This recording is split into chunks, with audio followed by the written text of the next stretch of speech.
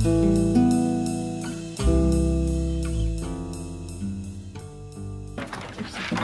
komið öll sæl og það er náttúrulega afskaplega gaman að koma hingað daga mína gömlu heimabyggð og tala við ykkur á þessu flotta málþingi sem að SAS stendur fyrir. Þegar nýr framkvæmdastjóri SAS talaði við mig fyrir nokkru síðan að halda erindi á þessari ráðstefnu þá kvaðst ég tilbúinn að tala eiginlega hvað sem væri. Það fór nú samt mig svona smá kippur þegar ég sá síðan tillögu að dagskrá að fara að tala um orkumálin, en maður verður auðvitað bara að taka því af karlmennsku sem að mann rétt. Vægi orkumála hefur verið að aukast mikið á mínu borði, en þetta erindi hefur nú samt kallað á svona að grúska dálítið mál sem að kannski ég þekki nú ekki alveg til hlítar. En ég ætla að fara hér nokkuð vítt yfir sviðið í þessu erindi, reyna að vekja ykkur til umhugsunar ýmis atriði, sýna ykkur margar myndir og byrja á þessari fallegu mynd sem er hérna vinstra megin. Hvaðan er hún? Þetta úr teikabænum, alveg rétt. Hinn er frá Bretlandi hins vegar.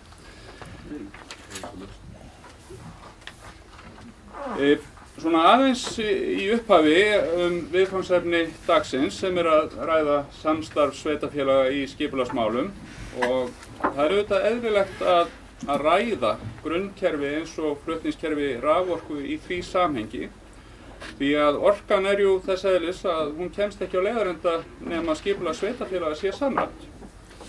Á glærunni nefni ég nokkur atriði sem að geta kallað á samstarf og mögulega verið tilefni til gerðar svæðaskipulags þótt að sé almennt val sveitarfélaga utan höfuðborgarsvæðisins hvort þau ráðast í gerð svæðaskipulags. Og þessi atriði er nú sennilega flest vel þekkt úr umræðunni orkumál, virkjanamál, eins og náttúrulega vatnsaflsvirkjanir sem auðvitað geta verið á mörkum sveitarfélaga og menn er ekkert alltaf sáttir við til dæmis hvernig greiðslan er til nærsamfélagsins vegna þess eða skipting þeirra greiðslna. Nú Aldís þekkir nú vel í Hveragerði brennisteinsvetnismengunina. Ég ætla ekki að tala mikið háhitavirkjanir hér í dag en held samt að við verðum svona að hafa það í huga að þær eru bara enn í þróun, svo tækni hjá okkur og margar spurningar sem er ósvarað, en þetta er býsna græn orka, hvort sem að hún er svo alveg sjálfbær eða ekki. Nú vindmyllur eru bara tiltölulega nýkomnar inn á borð hjá okkur og náttúrulega Sunnlendingar hafa tekið það málefni af miklum krafti og ég ætla að fara aðeins í það hér. Ég hef líka aðeins verið í sambandi við sveitarstjórnarmenn fyrir norðan þessa heimsókn sem þeir hafa fengið og hefur verið dálítið í fréttum.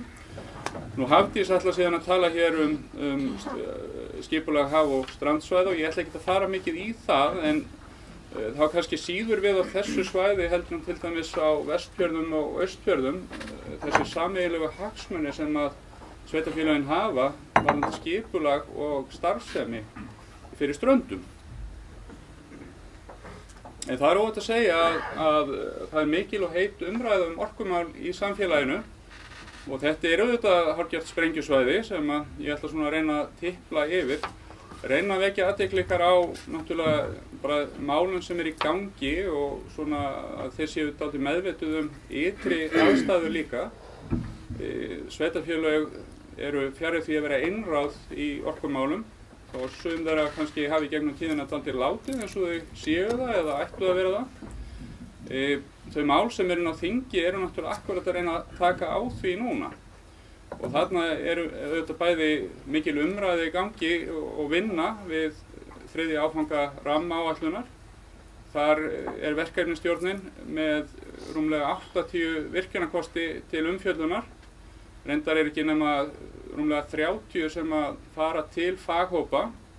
Í öðrum er ýmist frestað eða bara gengið út frá því að röðun þeirra verði svo sama og var í öðrum áfanga.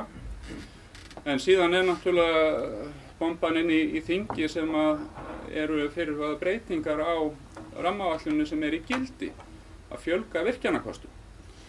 Og ég ætla svo sem ekki að lýsa mikilli afstöðu til þeirra tillögu. Í umsögn Sambands málið kom fram að það væri ekki gerð athugasemd við það að virkjanakostir í neðanverðri Þjórsá yrðu færðir úr biðflokki í nýtingarflokk.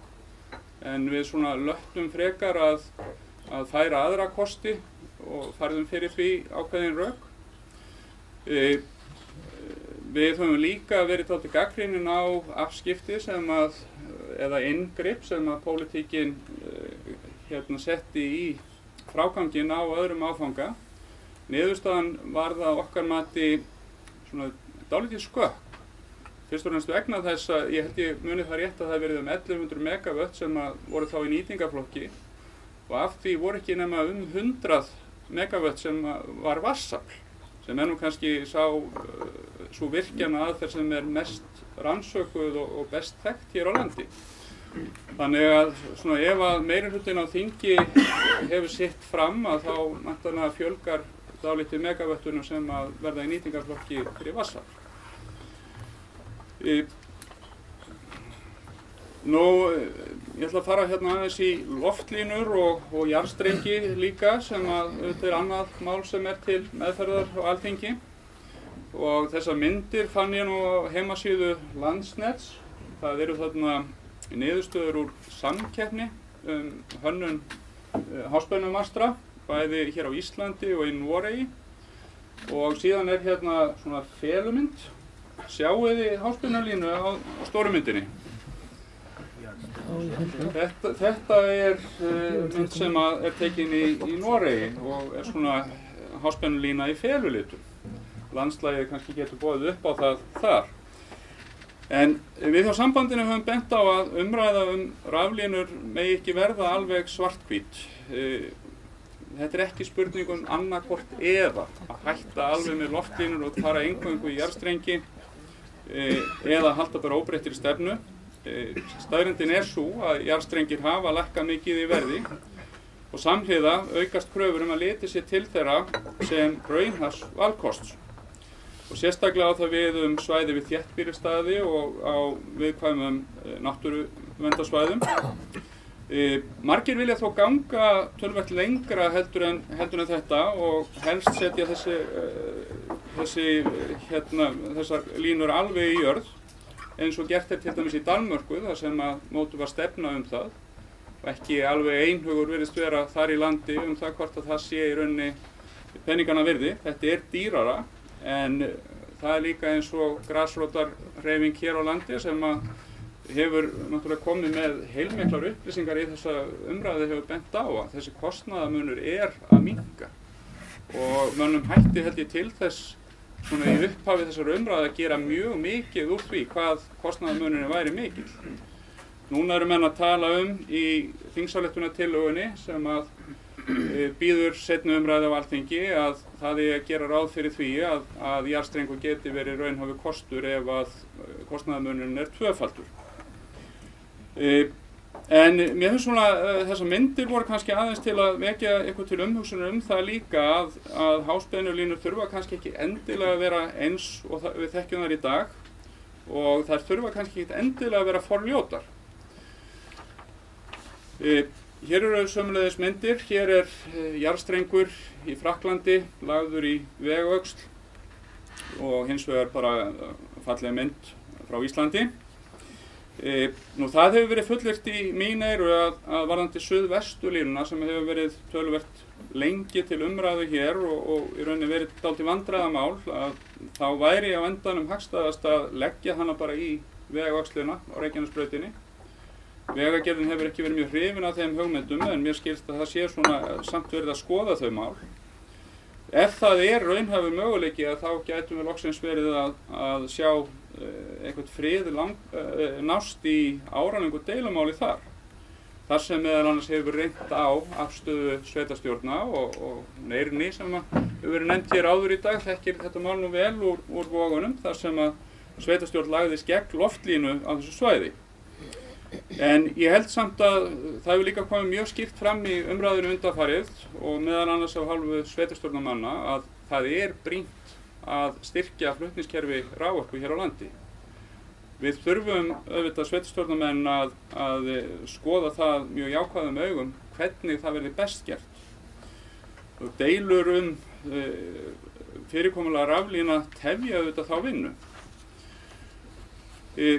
Breyting á raforkulögum enn eitt málið sem til umfjöllunar á Alþingi og það óhætt að segja að staða kerfisáætlunar mjög veik í gildandi lögum gagnvart skipulagsáætlunum sveitarfélaga og Landsnet hefur auðvitað kvartað mjög mikið undan því og það hafa sumir sveitarstjórnarmenn líka gert. Svona ekki verið sáttir við það eins og sveitarstjórnin í Eyjafirðinum að einstaka sveitarstjórnin geti bara stöðvað styrkingu byggðalínu eða blöndulínu heitir hún víst. En frumvarp sem var kynnt síðastliðið sumar og við hjá sambandinu höfum átt töluverða aðkomu var svona mörguleyti gallað. Ég get sagt það að við hjá sambandinu höfum lagt mikla áherslu á að ræða þetta mál af ábyrgð og sanngirni og lagt fram ýmsar hugmyndir að lausnum en það var nú svona í upphafi alveg fáránlegt ákvæði inn í frumvarpinu sem við höfðum andmælt sem gat leitt til þess að kostnaðir velti yfir á sveitarfélag ef það vildi fara aðra leið eða aðra útfærslu heldur en Landsnet lagði til. Við hefðum þurft að mínu viti dálítið lengri tíma til samráðs til að svona ná betri niðurstöðu en í meðförum Alþingis hefur töluvert verið lagað í þessu máli og eftir því sem ég sé best þá nú bara nást ágætt sátt þetta. Og það verður þarna svona grundvallarbreyting sem svo að stefna uppbyggingu flutningskerfisins verði lögð fyrir Alþingi á 4 ára fresti sem þá bara í rauninni svipað og landsskipulagsstefnan til dæmis og fleiri slíkar áætlanir sem fá þá umfjöllun á Alþingi og mikið samráðsferli. Og önnur breyting sem ég hef beitt mér töluvert fyrir hönd sveitarfélaga það að í stað þess að sveitarfélögum beri skylda til að samræma skipulagsáætlanir sínar innan 4 ára frá samþykkt kerfisáætlunar að þá fái þau alltaf 8 ár til þess að samræma þetta. Og ástæðan fyrir því í sjálfu sér meðal annars svo að það bara ýmis óvissa það hvort að áformi 10 ára kerfisáætlun nái fram að ganga. Þetta getur oltið á því hvort það virkjað á ákveðnum stað til dæmis. En svona ég allavega að verða bjartsýnni á að þetta mál leysist og þarna hefur þetta bara reynt töluvert mikið á þetta jafnvægi sem við þurfum auðvitað að leita á milli þjóðarhagsmuna og skipulagsvald einstakra sveitarfélaga. Nú ég ætla ekki að tala langt mál landsskipulagsstefnuna sem núna hjá ráðherra. Skipulagsstofnun búin að skila af sér tillögum sem fengu töluverða umræðu meðal annars í ráðgjafarnefnd gerð landsskipulagsstefnu þar sem Valtýr Valtýrsson annar tveggja fulltrúa sambandsins. Nú, það auðvitað sko ýmis tengsl eða við skulum segja náttúrulega hlutverk þessar landsskipulagsstefnu í raun að tengja saman áætlanir og ólíkum áttum, bæði áætlanir ríkisins og skipulagsáætlanir. Og við höfum nú á stundum gagnrýnt það að það sé kannski ekki tekið nægilegt tillit til aðalskipulags sveitarfélaga í þessu sambandi. Aðallega hafa nú átök kannski verið þann kafla sem fjallar skipulag miðhálendisins. Það nokkuð eðlilegt að það sé átakasvæði. Svæðisskipulagið fyrir miðhálendið á að falla gildi leið og landsskipulagsstefna tekur gildi. Og ég svona setti hér á glærur bara eiginlega sýnisorð sem ákvæði úr kafla 1.4 og fjalla orkumál á miðhálendinu.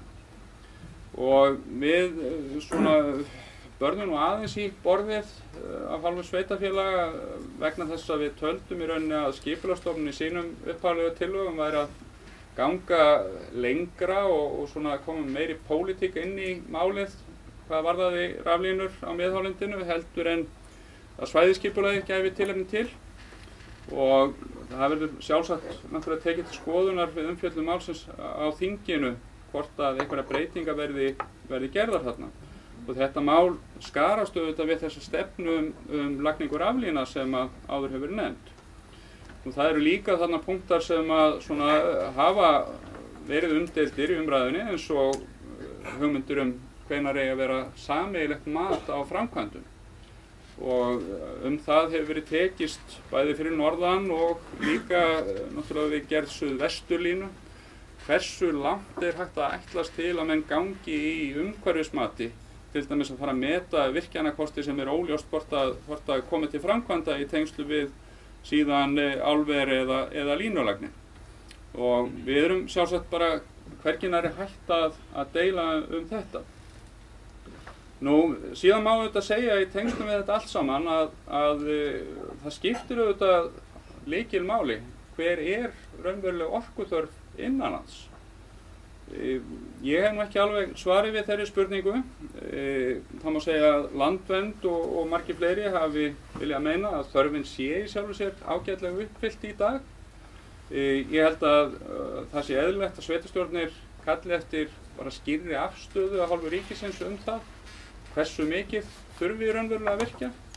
Rammaáætlunin í sjálfu sér ákveðið tæki til þess að forgangsraða kostunum. Það er að segja hvar væri æskilegt að virkja og hvar ætti alls ekki að virkja. En svona spurningin það hversu mikið þarf að virkja kannski ekki endilega svarað á þeim vettvangi. Nú, þá komum við að vindmyllunum og fundarstjóri lætur mig vita ef ég fer að synga óhóflega upp á tímann. Já, ég gæti þurft aðeins lengri tíma, þá tekur hann bara á Hafdís á eftir. En, sko, ég var aðeins spurður það þegar ég var að sýna þessar glærur í vinnunni, hvort þetta væri of neikvæð fyrirsögn á þessari glæru.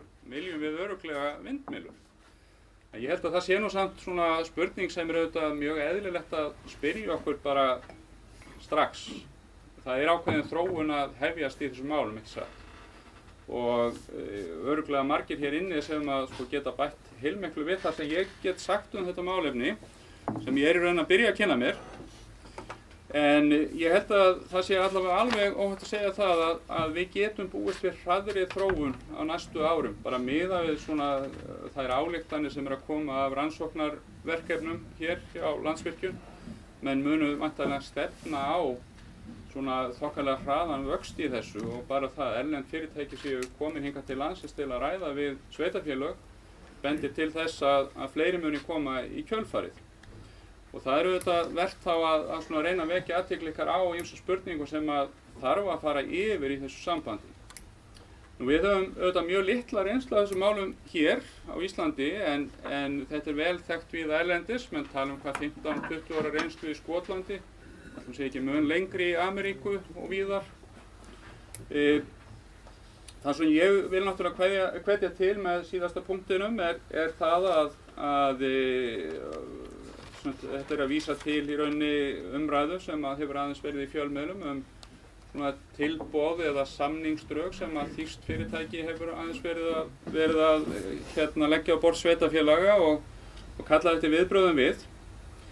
Þar sem meðal annars hefur verið þá að bjóða fram einhvers konar styrki, það ekki ákveðnar upphæðir sem hafa verið nefndar í mín eyru allavega. Og það má eflaust búast við því að fleiri komi í kjölfarið og reyna að bjóða betur. Og ég tel það auðvitað mjög jákvætt að sunnleg sveitarfélög séu að reyna að kynna sér þetta mál og skipulagsstofnanir með þeim. Ég sé mest eftir því að hafa ekki fengið að fara með þeim. Þetta sé ákaflega spennandi umræða. En ég náttúrulega alveg eyður að stemningunni í ferðinni. En í landsskipulagstillögunni gert ráð fyrir því að hafin verði vinna við gerð leiðbeiningar til sveitarfélaga vindorku í skipulagi og ég held að þessi ferð og þáttaka skipulagsstofnunar í henni hljóti náttúrulega að vera mjög gott innlegg og kannski verða til þess að við getum bara verið komið tiltölulega fljótt með eitthvað nesti til þess að fara að vinna með og ég veit að við hjá sambandinu munum hafa mikinn áhuga á þessu máli og náttúrulega líka reglum skattlagningu á þessa orkugjafa. En ég vildi nú bara sem eiginlega innlegg í umræðu hér á eftir að sýna ykkur bara nokkra myndir. Þetta bara eitthvað sem ég fann á netinu og byrjaði á þá ströndinni og sjónum og þetta náttúrulega bara eitthvað sem við þurfum aðeins að velta fyrir okkur. Ég held að séu aðalega sjónrænu áhrifin sem við þurfum að spá í. Stundum nefnt hljóðmengun, en með bættri tækni þá virðist það nú svona fara að verða minna vandamál. En ásýndin auðvitað skiptir máli og ég held að við hljótum öll að vera sammála það að vindmyllur á auðvitað ekkert að setja upp hvar sem er. En það getur vel verið að í okkar landi eins og víða erlendis sé bara hægt að finna fína staði fyrir þetta. Þetta býsna hrein orka, þannig að það er í sjálfu sér ekkert kannski ástæða til að hlaupa strax í neikvæða gírinn gagnvart þessum hugmyndum. En það er ýmsar þjóðir sem hafa lagt töluverð áherslu á að hafa staðsetja þessi mannvirki við ströndina, en það kannski helgast líka af þéttri landnotkun og búsetu hjá þeim þjóðum. Hér á landi virðist Landsvirkjun freka vera að hugsa að staðsetja vindmyllugarða eða vindmyllulundi svona nær virkjunum og þá nær hálendissvæðum. Kannski er það viðkvæmara, ég veit það ekki alveg. Við þurfum líka að átta okkur á stærð þessara mannvirkja og vindmyllurnar í Þykkvabænum sem voru þarna á upphafsglærunni eru bara 2, 53 metra háar. Þvermál spaðanna er 44 metrar, þannig að svona efsta hæð er 74 metrar. Það er svona það bil Hallgrímskirkja, örlítið herra. Og þetta er í sjálfu sér mjög litlar vindmyllur miðað við það sem við getum vænst.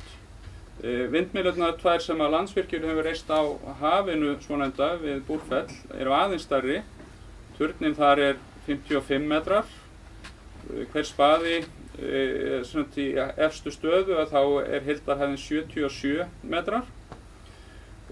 Áformin sem Landsvirkjun hefur síðan lýst í tillögu sem fer til umfjöllunar í rammaáætlun er vindmyllugarð eða vindmyllulund, ég veit ekki alveg hvað að kalla þetta, sem yrði með uppsett afl 200 megavött. Það er þetta miklu meira heldur en við erum að tala í dag, bara stór virkjun. Og möguleg hæð vindmylla er 135 metrar. Við erum sem komið þar í næstum því tvöfaldan Hallgrímskirkjuturn. Og þetta eru auðvitað mannvirki sem hafa umhverfisáhrif. Þetta hefur áhrif á landslag, upplifun þeirra bæði sem búa í grennd og þeirra sem fara þessi svæði.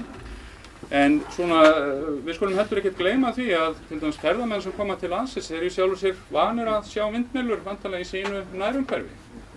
Þannig að þetta er held ég meira spurning það að koma þessum mannvirkjum vel fyrir heldur en endilega þurfa að vera alfarið á móti þeim. Og það má síðan auðvitað nefna því að við erum nú hér í landbúnaðarhéraðinu, menn hafa mikið verið að kvart undan ágangi álfta og gæsa. Og hefur það verið rannsakað hvort að vindmyllur eru fráhrindandi fyrir slíkar skepnur. Og ég ætla að hlaupa yfir eina glæru smávirkjanir. Sýndu okkur á náttúr. Þetta er við Hveragerði. En bara ég ætla að nefna skýrsluna sem hefur verið í umfjöllun núna í fjölmiðlum frá Veiðimálastofnun. Og sömuleiðis er endurskoðun á náttúruverndarlögum sem getur haft ákveðin áhrif á smávirkjanir og þá frekar til að gera leyfisveitingar til þeirra auðveldari. En sæstrengurinn er auðvitað dálítið stórt mál líka, skýrsla frá 2012 og þar eru gerðir miklir fyrirvarar við þær hugmyndir og talið að þyrfti að rannsaka það miklu betur. Þessi skýrsla fékk umfjöllun á Alþingi og í rauninni bara sama niðurstaða, menn vildu skoða þetta áfram. Í stuttu máli þá hefur verið gert ráð fyrir því að sæstrengur til Bretlands gæti flutt 700 til 900 megavött. Heildarkostnaður við það framkvæmd gæti verið á bilinu tæplega 300 til 550 milljarðar fyrirgefið auðvitað. Og áætlaða nettó útflutningstekjur á bilinu 4 til 76 milljarðar árlega, veltur á orkuverði og væntanlega framleiðslu líka. Ég held náttúrulega að það sé alveg verðug spurning til að velta fyrir okkur hér í dag líka. Hver afstaða sveitarstjórna til svona hugmyndar? Þetta ekki ansi mikil breyting? Við erum að tala hér náttúrulega gríðarlega aukningu og orkuframleiðslu ef þetta á að vera raunhæft verkefni. Kannski vindorkan mögulega að breyta þeirri mynd. Ég hef allavega átt mjög erfitt með að sjá fyrir mér að menn myndu ná þessari orkuframleiðslu með háhitavirkjunum og vatnsafli. En kannski verður þetta raunhæfara ef að þróunin verður hröð hjá okkur. Rétt í lokin þá vildi ég bara nefna mál sem ég veit að formannum hér mjög hugleikið. Hann með marga hatta á höfðinu, meðal hans formaður samtaka orkusveitarfélaga líka. Og það áherslumál hjá sambandinu og samtökum orkusveitarfélaga að koma hreyfingu á það mál að setja sanngjarnari reglur hér á landi skattlagningu virkjana og flutningsmannvirkja. Og við höfum átt fundi með þjóðskrá mögulega skattlagningar aðferðir á virkjanir. Ég held að við þurfum að fara að leggjast á eitt að koma þessu máli á miklu betri rekspöl og ég held að vindmyllurnar virki sem heilmikill hvati í því. Það vantar líka skýrari löggjöf vindorkuna og í lögum rammaáætlun til dæmis bara talað nýtingu vatnsafls og jarðvarma. Tillögur Landsvirkjunar vindlundi fara samt til umfjöllunar í verkefnisstjórn rammaáætlun. Ég skil það þannig að það sé eiginlega pólitísk ákvörðun. Frekar heldur en skýr vilji löggjafans. Og síðan þurfa sveitarfélögin að velta fyrir sér hvernig þau eiga að bregðast við áhuga orkufyrirtækja á vindorku. Og það þarf líka aðeins að varpa ljósi að þá spurningu þarf rannsóknarleyfi fyrir vindmyllum eins og fyrir öðrum virkjunum. Mér finnst það ekki verið skýrt í raforkulögum. En við eigum eftir bara að eiga mikla umfjöllun þetta mál held ég á vettvangi sveitarfélaga. Og bara til að taka þetta saman og ég með síðan slóðir á öftustu glærunni sem gagnlegir tenglar. En ég held bara að við getum summerað þetta upp orkumálin þetta í eðli sínu bæði flókin og umdeild og bæði ríki og sveitarfélög þurfa að hafa skýra stefnu málefnið og auðvitað getur svæðisskipulag verið alveg vettvangurinn til þess að móta þá stefnu. En hvort sem menn fari í svæðisskipulagsvinnu eða ekki þá náttúrulega þurfa menn samt að samræma sig meðal annars legu flutningsvirkja og helst að ganga tóti lengra í því. Síðan náttúrulega þarf ekki að segja ykkur það lengi að stefna ríkisins má ekki ganga of langt inn á skipulagsvald sveitarfélaga en það skiptir samt sveitarfélagið miklu máli hvaða stefnu ríkið hefur. Og enda hér, þetta mynd frá hafinu við Búrfell sem að mörg ykkar þekkið örugglega vel. Þakka fyrir og bið fundarstjóra afsökunar á að fara aðeins fram yfir.